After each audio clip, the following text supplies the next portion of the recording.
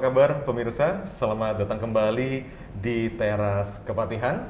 Perkenalkan, saya Haria Rifki. Senang sekali bisa menyapa pemirsa pada kesempatan kali ini. Topik dan tema yang akan kita bahas di episode kali ini adalah tentang percepatan ekspor komoditas pertanian sebagai pengungkit pertumbuhan ekonomi daerah istimewa Yogyakarta. Hal ini didasari atas kondisi dunia, Indonesia, dan khususnya Yogyakarta yang selama 2 tahun terakhir menghadapi COVID-19. Dari adanya COVID-19 ini akhirnya berimplikasi pada penurunan ekonomi.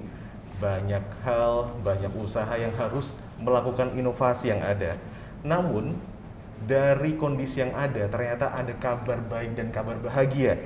Ternyata ada sebuah pertumbuhan ekonomi pada sektor pertanian, di mana menurut data yang saya dapatkan ada sekitar 16,4% pertumbuhan ekonomi pada sektor pertanian, dan ini menjadi sebuah potensi untuk menjadi bahan ekspor dari Yogyakarta. Sudah hadir bersama kita pada kesempatan kali ini ada 3 narasumber kita. Akan kita sapa terlebih dahulu pemirsa. Yang pertama ada Ibu Yuna Pancawati SEMSI selaku Kepala Biro Perekonomian Administrasi dan Sumber Daya Alam Setda DIY. Salam sehat Ibu Yuna. Sehat selalu. Sehat Mas selalu. Rifki, alhamdulillah. Masih semangat ya Ibu? Harus semangat. Harus semangat. Iya. Selalu memberikan pesan-pesan optimisme ya Bu ya. Harus. Terkait ekonomi di daerah istimewa Yogyakarta. Baik, selanjutnya kita akan menyapa juga Ibu Dr. Hajah Yuni Satya Rahayu SSMHU, anggota Komisi B DPRD DIY. Salam sehat Ibu Yuni. Salam sehat. Mas Rifki sehat kan? Sehat Ibu ya. Alhamdulillah. Senang ya bisa ketemu Ibu Yuni lagi. Iya. Dan terus melihat sebuah sehat dan melihat bahwasannya Bu Yuni ini selalu sibuk dengan berbagai macam progres yang ada di kampungnya.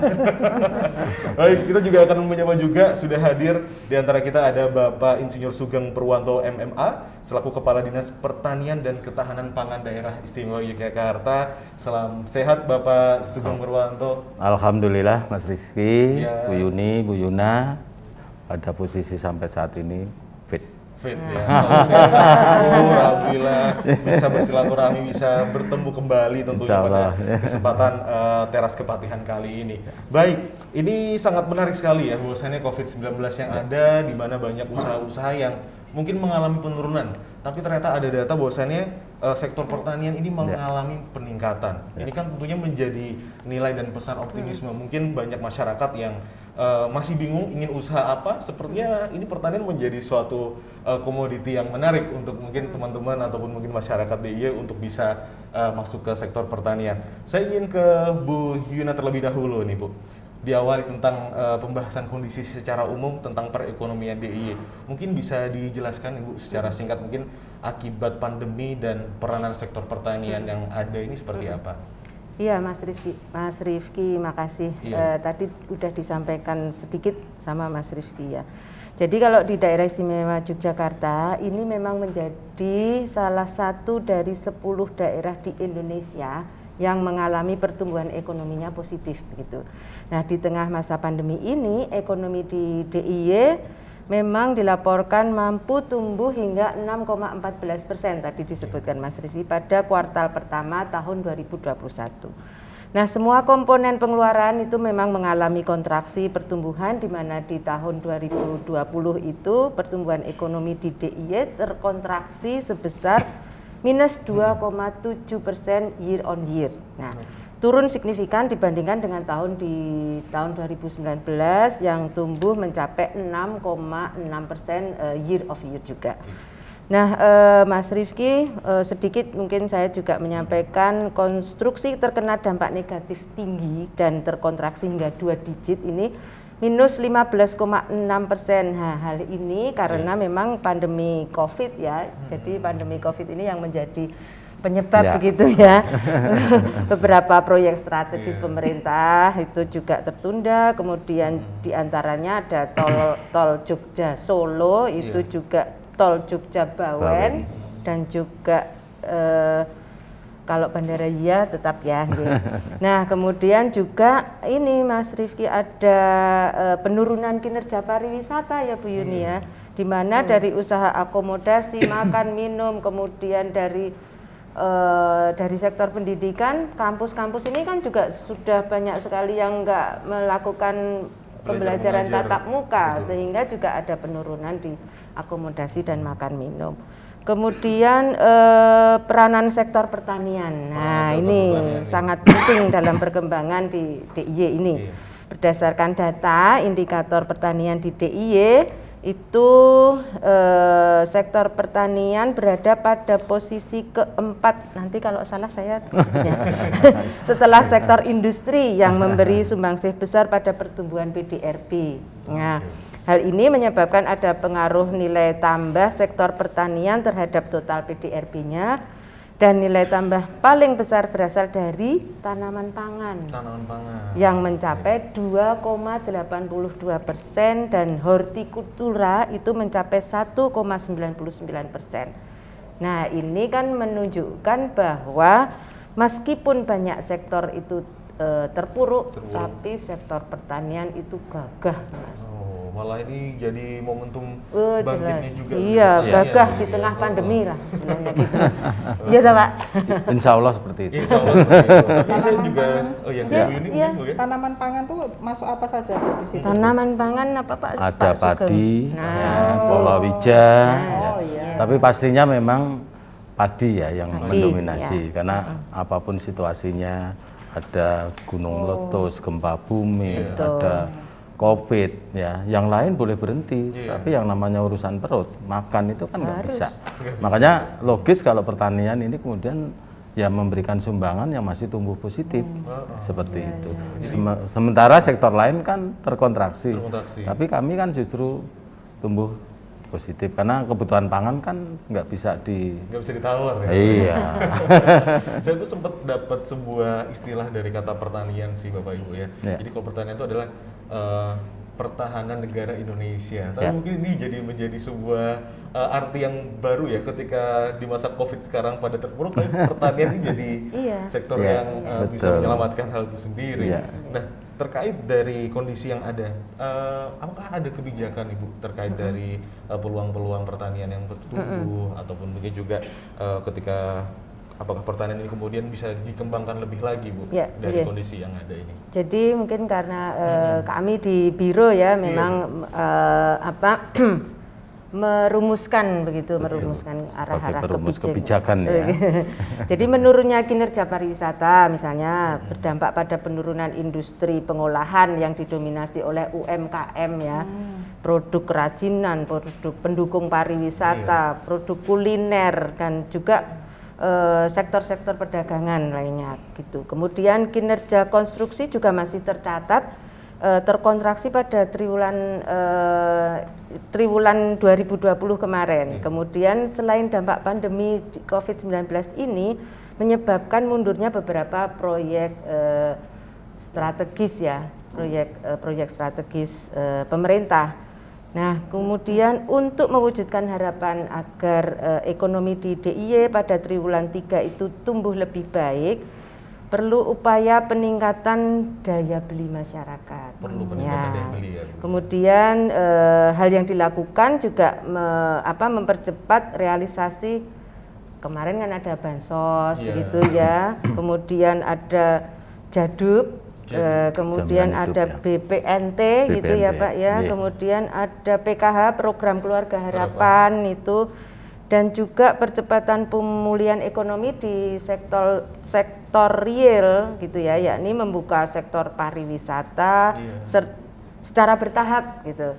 Jadi dibukanya secara bertahap, nggak langsung brol gitu ya, karena nggak dibuka secara bertahap aja sudah Rame. rame sekali Jadi begitu, kesempatan gitu iya, kan. apalagi ya begitu ya, karena ini masih kondisi seperti ini. Jadi masih perlu mengedepankan prinsip kehati-hatian dan tetap menerapkan protokol kesehatan. Oke, itulah Ibu ya, Iya. sedikit banyak dari kondisi ekonomi Ya. yang ada Satu saat lagi ini. Mas, Oke, Bu.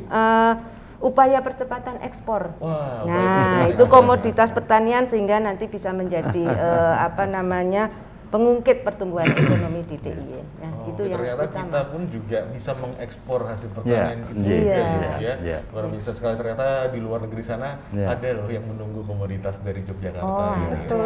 benar. Nah, dari kondisi yang ada mungkin pandangan dari Ibu ini bagaimana nih Bu terkait perekonomian terus juga komoditi ekspor pertanian ini?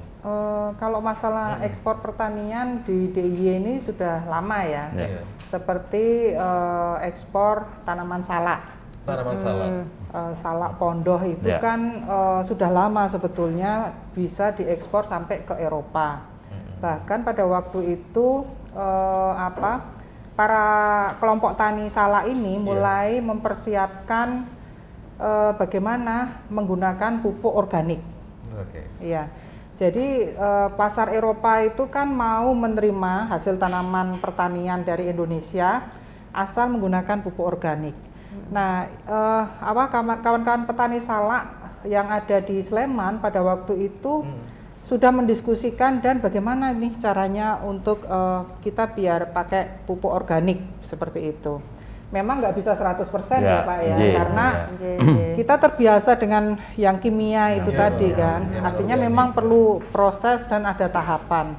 Sampai kemudian mereka pada waktu itu bisa diterima di pasar Eropa, di Berlin kalau nggak salah, pameran produk-produk pertanian dari berbagai negara. Indonesia pada waktu itu ada salah satunya salak pondoh.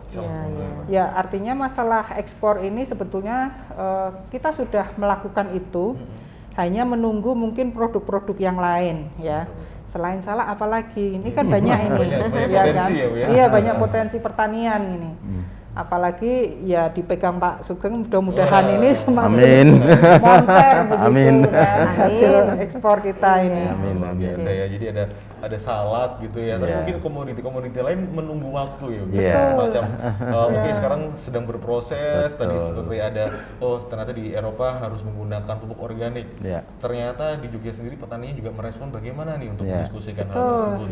Tinggal nanti mungkin beberapa waktu ke depan apakah ini berhasil ataukah mungkin akan menemukan pasar baru lagi. Nah, kita tinggal melihat waktu. Tapi pastinya kan harus kita mulai itu dikondisikan ya Bu Yuni ya.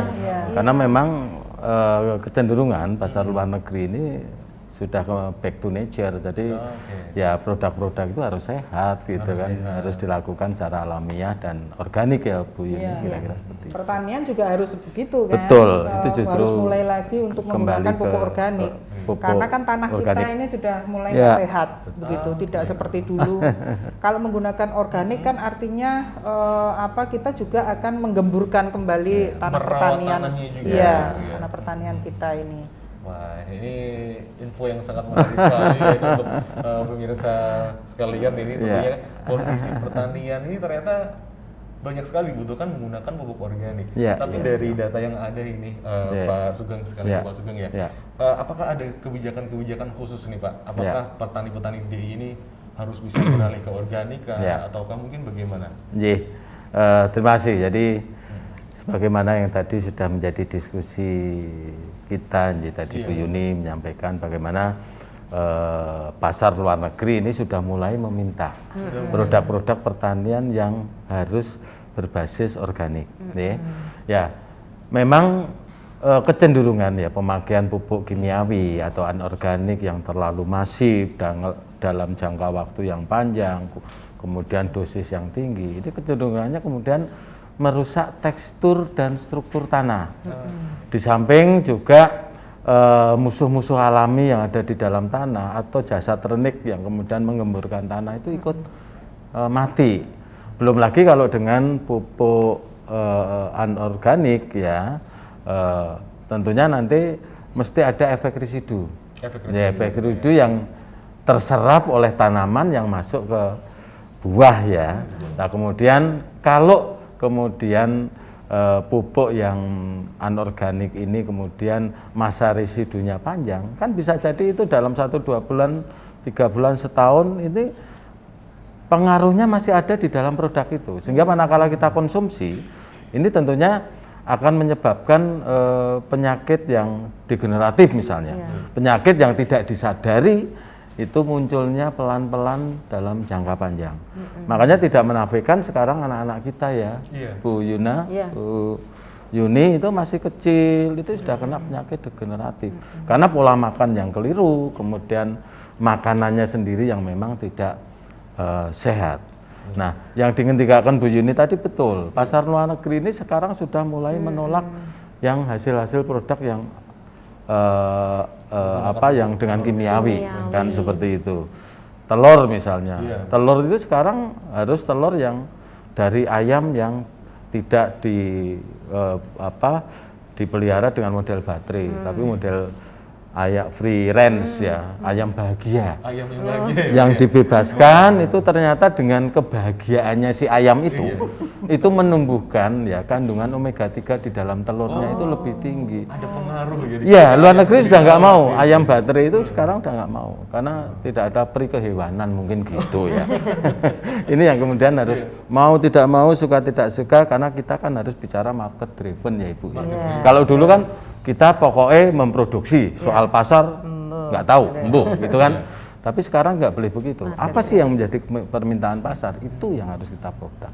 Kira-kira seperti itu, menambahi apa yang jadi statement Bu Yuni. Terlebih lagi ini kondisinya adalah market internasional ya, ada Eropa, ada Asia, dan ternyata requestnya untuk dari Jogja sendiri tuh pengennya adalah ya pupuknya organik, tapi juga pun juga ayam yang harus bahagia juga. Saya juga jadi teringat bahwasannya kayak ada kualitas sapi dari New Zealand ataupun Australia itu yang terkesannya baik karena mereka melakukan perawatan khusus. Nah ini ternyata juga kalau saya tidak salah juga meningkatkan nilai harga dari produk itu sendiri juga ya. Betul. Jadi memang kita sudah nggak bisa menawar lagi ya Bu Yuna ya, karena market itu meminta itu. Kalau kita bertahan pada kondisi yang adate, yang kita pokoknya memproduksi, ya hanya tunggu waktu saja kita akan digiles oleh negara-negara lain. Itu. Wah, ini benar-benar sebagai strategi ketahanan ya. Iya, betul. Wah, jadi pertanian tidak hanya soal makanan, tapi ternyata juga soal luas ketahanan negara juga. Baik, kita akan ke Ibu Yuna lagi. Ibu Yuna, ini kan kalau di Biro Perekonomian dan Sumber Daya Alam CTDIY ini kan juga sebagai bagian yang menyiapkan sebuah kebijakan Ibu ya. Dari kondisi yang ada juga, tentu juga permintaan pasar, apakah ada strategi untuk mempercepat dari kebijakan-kebijakan ini untuk segera diimplementasikan? Mungkin bisa dijelaskan Ibu Yuna? Iya Mas Rifki, jadi tadi dengan diskusi ini tentunya kami juga menyusun sebuah forum begitu ya, forum ekspor impor begitu untuk mengoptimalkan potensi ekspor khususnya di pertanian. Nah di kita itu sudah ada semacam aplikasi yang namanya Jogja Business Service Center begitu. Di situ terdapat untuk memfasilitasi teman-teman pelaku usaha khususnya terkait dengan ekspor impor. Kemudian mereka bisa berkonsultasi secara langsung dengan beberapa stakeholder. Jadi itu adalah inisiasi dari Bank Indonesia, kemudian Dinas Perindustrian dan Perdagangan dan juga Bea Cukai begitu. Kemudian kami juga menindaklanjuti dengan disusunnya SK Gubernur ya Pak Sugeng tentang tim percepatan produk pertanian, tim percepatan ekspor produk pertanian. Nah itu baru di launching kemarin tanggal November ya, 13 November kalau nggak salah. Bulan ini itu kami sudah ada tim percepatan ekspor produk pertanian gitu. Itu terdiri dari beberapa stakeholder, dari OPD terkait, juga ada badan karantina ya Pak Sugeng ya. Itu. Jadi kita kan ada target ekspor untuk pertanian. Nah, untuk tahun 2021 ini target ekspornya kalau nggak salah 35% ya Pak ya, dan kita mengejar untuk target ekspor tersebut khususnya untuk produk pertanian. Khususnya untuk produk pertanian ini jadi perhatian ya.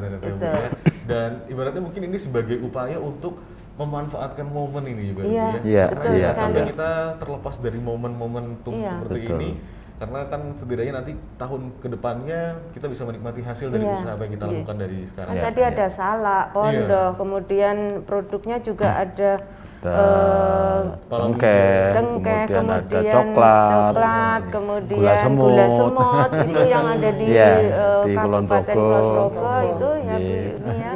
Itu sangat potensi sekali untuk dijadikan produk ekspor dari daerah istimewa Yogyakarta. Siap, luar biasa sekali ya Bu ya. Ini banyak sekali usaha yang dilakukan.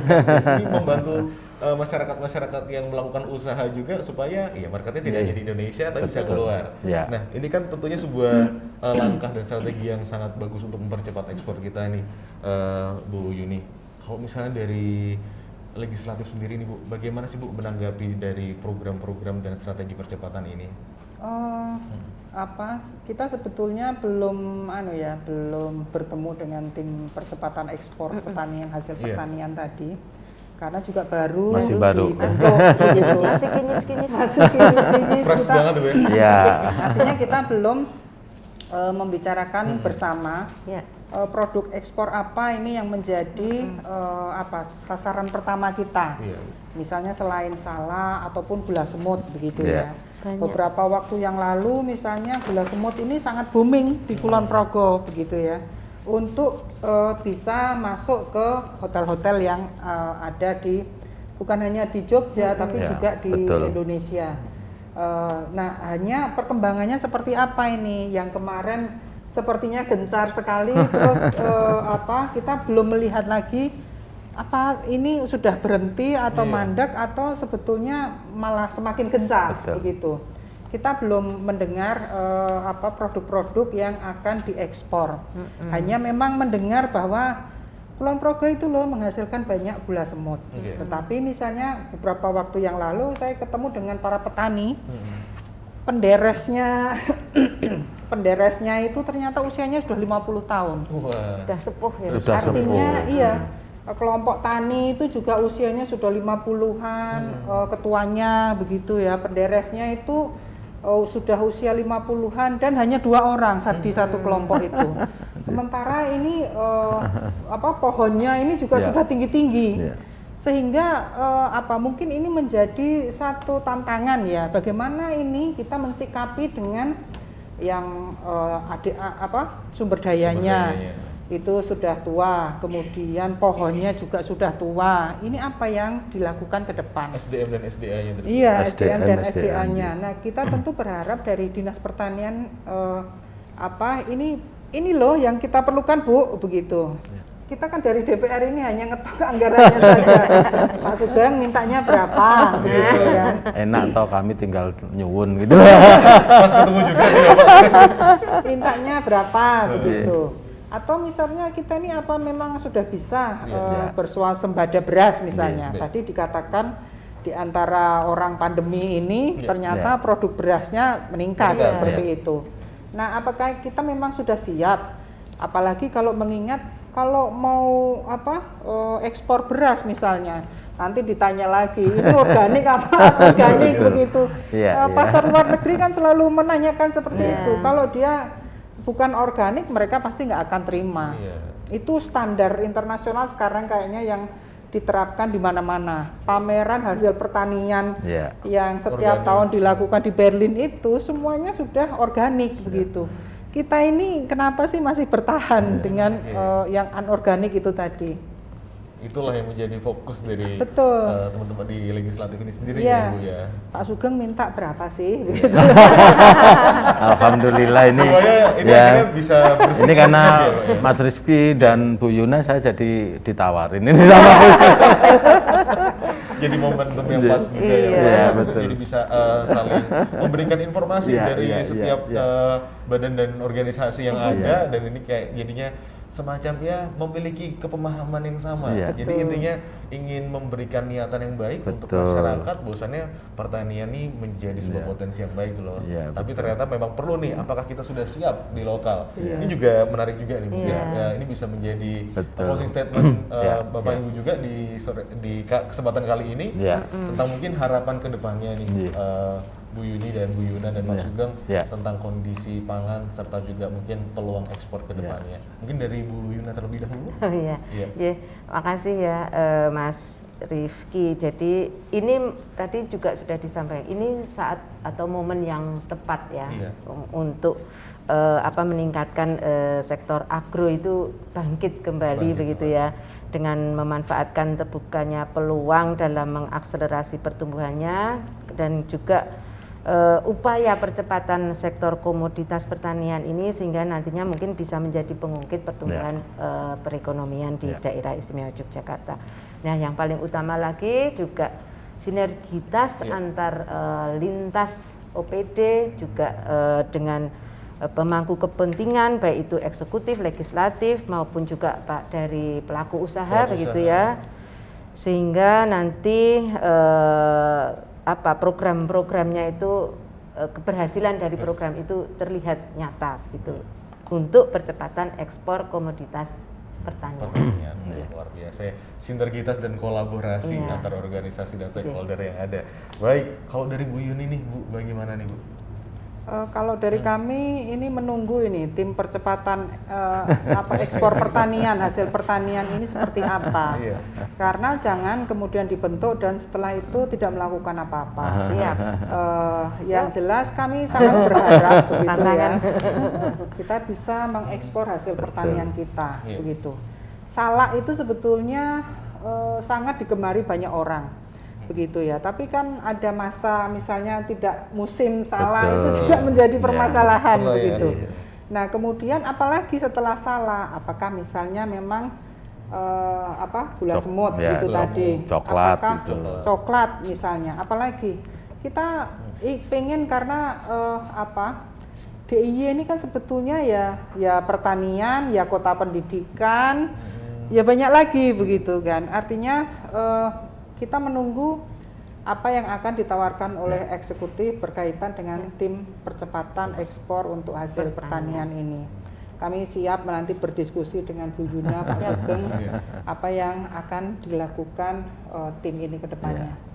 Kita siap mensupport, Bu. Sudah siap pastinya ya, tinggal eksekusi. Ya, karena memang bahasa sinergitas, koordinatif itu kadang-kadang mudah diucapkan ya Bu ya.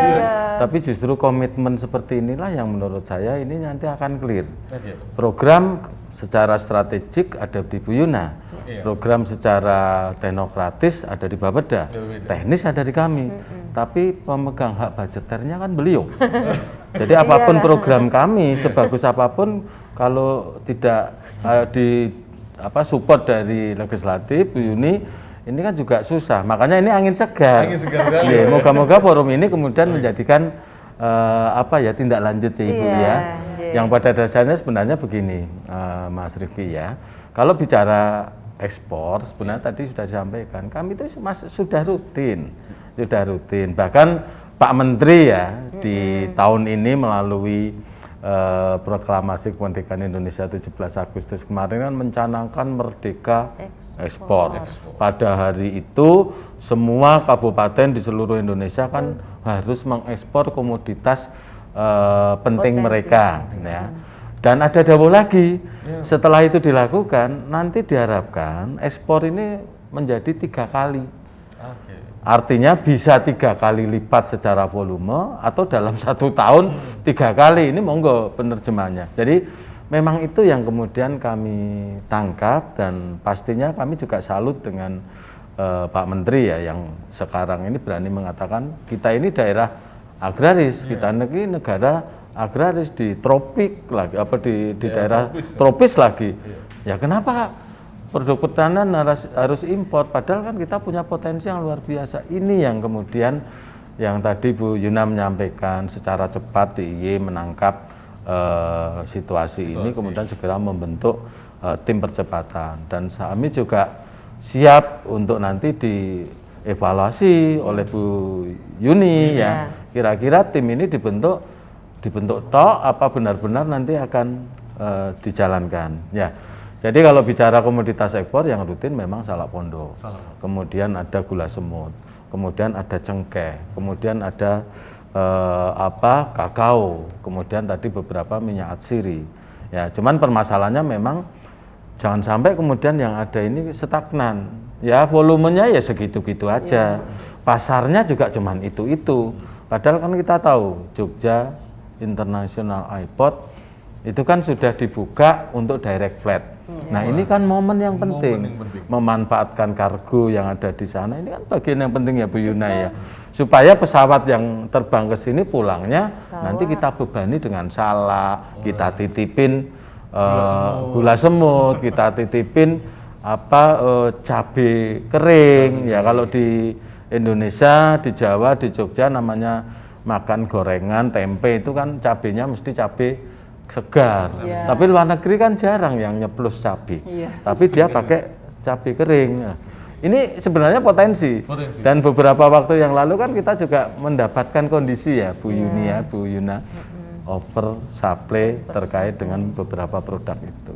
Nah ini yang harus kita tangkap, kita sikapi. Yang pasti itu tadi sinergi ya, siapa berbuat apa tadi ya Bu Yuna ya, siapa bertanggung jawab apa, ini yang harus dilakukan. Kami kira seperti itu. Saya menangkap juga nih Pak, jadi menjadi sebuah closing statement dari Bapak Sugeng juga terkait harapan ke depannya ini benar-benar dilaksanakan ya Pak ya. Jadi sebuah niatan percepatan, ini juga menjadi sebuah forum dan momen bertemu juga agar masing-masing organisasi, stakeholder dan organisasi yang ada bisa besok langsung bersinergi. Mungkin setelah ini ada forum lagi, mungkin pasti supaya benar-benar. Makanya kan tadi di luar forum ini kan kami dengan Bu Yuni, Bu Yuna ini kan bicara terkait dengan petani milenial. Petani milenial. Ya, yang tadi untuk apa Gojek tadi ya, yang usianya 19 sampai 39 tahun atau yang di atas itu tapi masih berjiwa muda. Memang Mas Rifki ya, dunia digitalisasi sekarang ini memang harus disikapi. Bagaimana kalau kemudian yang sepuh, yang tidak melek IT ya, ini memang agak susah. Pramilo kita push ya, nasional ini sudah menyenangkan 1 juta petani milenial. 1 juta petani milenial. Ya, untuk daerah istimewa Yogyakarta Ngerso Dalem sudah dawuh di 2023 minimal kami harus bisa menciptakan 3.000 petani milenial. Sekarang baru 614 kalau nggak salah. Dalam tanda kutip, loh kok baru 614, tapi 614 ini adalah orang-orang petani milenial yang bukan hanya muda usianya Ibu, cuma yang memang mereka omset per bulannya udah di atas, udah miliaran. Itu yang diharapkan Pak Gubernur kan seperti itu. Jadi pertanian yang memang makmur sekali gitu. Iya, kalau anak muda kan inovatif, berani mengambil risiko. Ya biasanya kalau orang yang tidak inovatif, tidak berani mengambil risiko, dia akan stagnan. Tapi kalau anak muda yang seperti itu kan cepat. Apalagi anak muda ini kan biasanya gaul ya, temennya banyak, sehingga konektivitas ini kemudian ngeling kepada pasar modern, pasar pasar yang melalui media elektronik, online system, ini kan mereka welcome banget. Ini jadi benar-benar peluang sekali ya. Begitu. Ya, kira-kira seperti itu. Terima kasih banyak Pak Sugeng Purwanto, Ibu Yuna Panjawati dan juga Ibu Yuni Satya Rahayu atas kesempatan obrolan kita pada kesempatan kali ini. Semoga obrolan tadi ini menjadi sebuah niatan yang baik dan semoga apa yang direncanakan bisa terrealisasikan. Amin. Ya, demikian Teras Kepatihan edisi kali ini dengan tema percepatan ekspor komoditas pertanian sebagai pengungkit pertumbuhan ekonomi DIY, persembahan dari Biro Administrasi Perekonomian dan Sumber Daya Alam Setda Daerah Istimewa Yogyakarta. Saya Haria Rifki pamit, undur diri dan sampai jumpa.